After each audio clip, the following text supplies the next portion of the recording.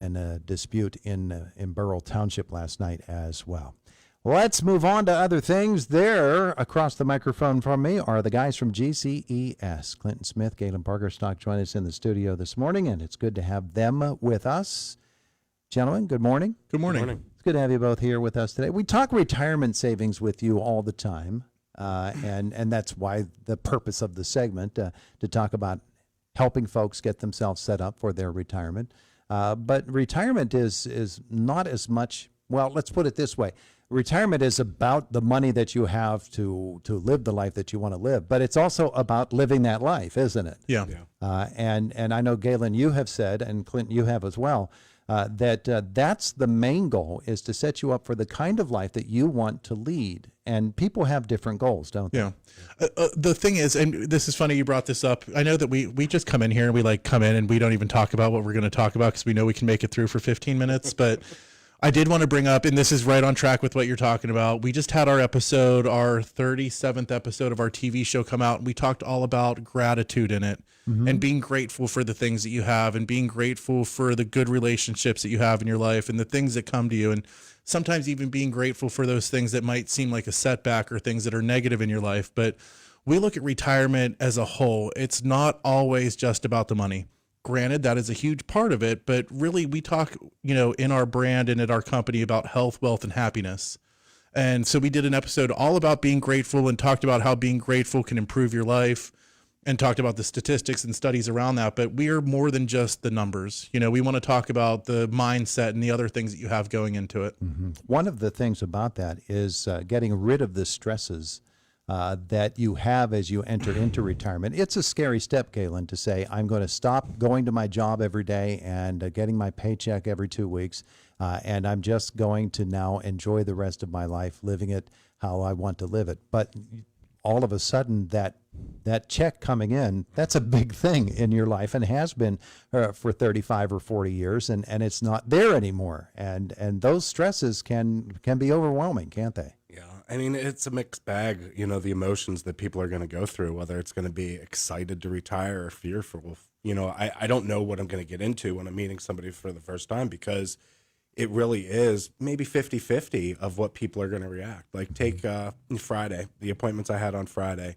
I sat down with both gentlemen. One was a family, explained all of their numbers to them. They were thinking about retirement. By the time we were done with the appointment, they were ready to retire. Oh, yeah. So it's just those little tiny nuances, or maybe getting a little bit of encouragement from somebody that's a professional that, takes that weight off of your shoulders, makes you actually want to go through with it, because now you understand the numbers, and you were already mentally kind of there, but now you're really there because you know that you can actually afford milk. Yeah. The hard part is a lot of people don't really understand everything that they have for retirement, and that's really where we make it a lot easier.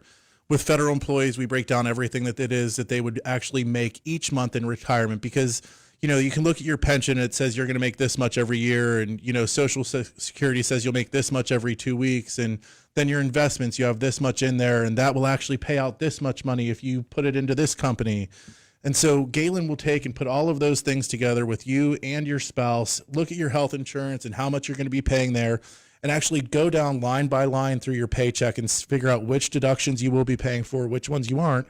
And then, hey, in retirement, you're going to make this much money a month. Let's just say $5,000. I don't know if that's a big number, low number, but he'll say, hey, you're making $5,000 a month right now, and as you're working, you're making this much. And then he looks at the difference, and it's usually higher or lower. It's usually not exactly the same, but that's how people end up actually judging their ability to retire based off of what money they would make in retirement every month versus now. I had a guy say to me, Galen, the other day, this was on Saturday, as a matter of fact, watching the IUP homecoming parade. He said, I'm almost 65, and I remember getting this too when I was approaching that age. He said, every single day there are 4 or 5 pieces of mail about Medicare. I don't know what I'm supposed to do. He says, I'm about to turn 65.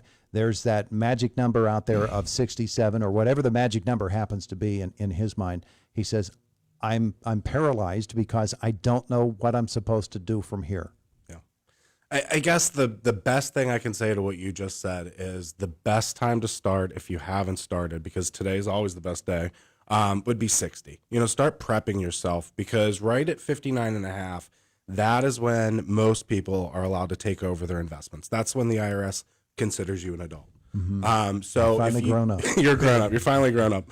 And that's really when I can start diving in and figuring out a plan where I can take control. You can roll that over into an IRA that I can handle. And at that point, I'm going to line a person up with what are the next steps. All right, well, we do this now. This is what happens at 65. We get the Medicare.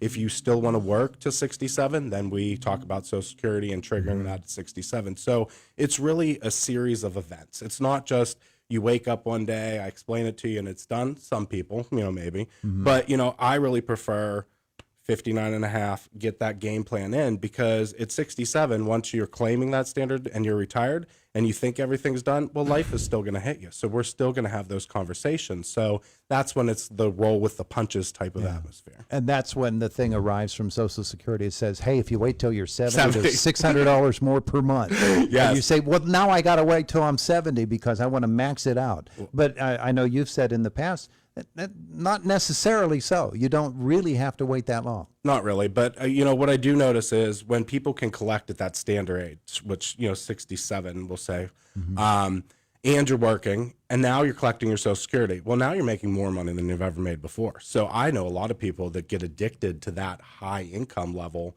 and want to work until 70. The world's different. I don't know whether it's, people are eating healthier or medical advances, but, people aren't really feeling like they are 65 at 65, and I'm aging with everybody else. So I really don't know. I'm feeling a little bit of the aches and pains, but it seems like when you look back and you see the Golden Girls look really old when I was a kid.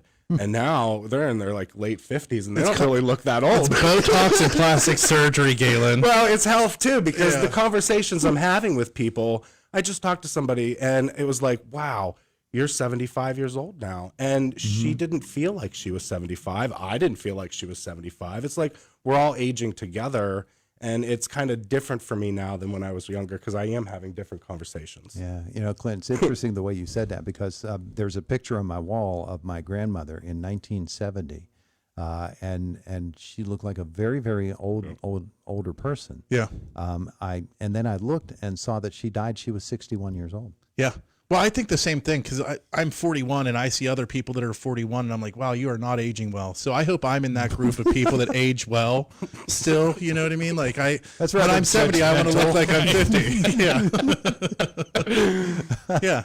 But there have been studies that people need more money now than ever before going into retirement, because people are living so much longer.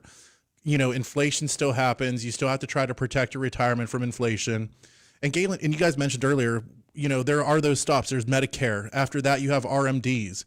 When we meet with someone, it's almost like we're their financial doctor, if that makes sense. I mean, you kind of meet a doctor, you go to them until they make you mad, right?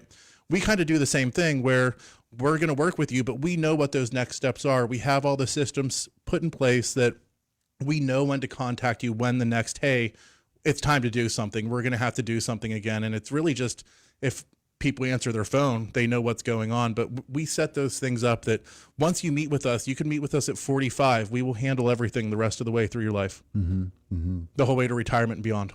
What a thing it is to have that kind of assurance, though, Galen, to know that there's somebody, a pro, who's watching out for you and for your finances, and can see what's coming down the road where you can. You know what's around the bend. Most folks don't when they get toward retirement age. And so we've talked often in the past about when you're in your 20s, it's a great time to start saving for retirement. When you're in your 30s, when you're 40s, every day is the best day to start saving for retirement. But it's different depending upon what age you are. It is. I mean, and the conversations I have when I sit down daily are all different for me, but it's all still the same standard approach that I take with everybody. We figure out how much money you're spending, because that's important to know. And then when you know how much money you're spending and kind of know where your money's going when you're younger, you might be able to divert a little bit of that money that you're spending. I'm not going to say unwisely, just a different way, Botox and filler. and then just divert that into, you know, a retirement plan and get those savings in. But, you know, later in life is the most important time mentally for people to want to know their retirement because you're here. Yeah. And it's always, you might have that plan, but maybe you want to hear it that you have that plan. You know, it's a little bit of reassurance. Yeah. Yeah. Yeah. Really important. Yeah. It's like some people are into it, some people aren't. Some people like stamps, some people don't. Some people want to plan their retirement, some people don't. Some people collect coins. You never know. Whatever floats your boat. Yeah. And, Yeah. and you're right about that retirement thing. Some people are just afraid to even approach the subject. Yeah. And they might say to themselves, well, gosh, I just talked to Joe down the street, and Joe down the street has a great retirement plan. I could never do that. Well, he doesn't have to do it. If he deals with GCES, you guys will do it for him. Yeah. Yeah. Yeah. Not a bad plan. Yeah. What's one thing that you're grateful for? One thing that I'm Yeah, grateful I'm for, turning the tables. I'm asking you a question now. What's one thing that you're grateful for before we wrap up? my Lord and Savior Jesus Christ. Nice. Good. Yeah. How about you, Galen? Today I'm just grateful for the day, getting my tea down, getting it started. There you After go. here, going for a 3-mile run. I enjoy that a lot. So There you happy. go. I'm grateful for long sleeves and pants because it was kind of chilly. Amazon said it was 39 degrees this morning, so I decided to put pants and a shirt on to come in here finally. And I'm glad that it's still sunny out. We're always grateful when you wear your pants in here. Yeah, yeah.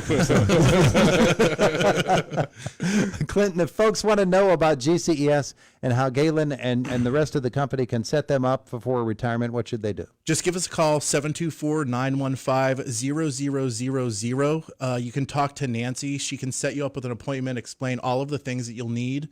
Our office, we just moved. We're no longer on Philadelphia Street. We're on 43 South 9th Street. So we're 2 doors down from Renda here, right in the heart of Indiana. So we do have a new location. We can do Zoom appointments. You can come to our office. Again, it's 43 South 9th Street. Or we can come out to your home. If you're listening to this, we'll come out to your house and sit down with you and your spouse as well. But it's 724-915-0000. Seeing a lot of people over there working and getting the place in shape. You liking it? We've been really busy. There's a parade of people constantly in and out of there. We're under construction almost everywhere in our life right now, but it's coming along really nicely. It's an awesome building. It's going to give us a lot of opportunities. That's something I'm also grateful for. There you go. Yeah. There you go. I am very grateful, but I also cringe when I see a new uniform walk by because I see to myself, oh, what is that bill for? Who is that? I thought we were gonna like turn the key and be like, hey, we're here. There's so like inspections, sprinkler agreements, elevator stuff. There's so much. It's like a living, breathing entity over there. See, you see the joy of the building. He sees the bill. Yeah. I don't look at numbers. Thanks, guys. We Thank you so appreciate it. much. Thank you. It is the voice of Indiana County. It's WCCS 101.1 FM, AM 1160, WCCSradio.com. Boomer Sports next.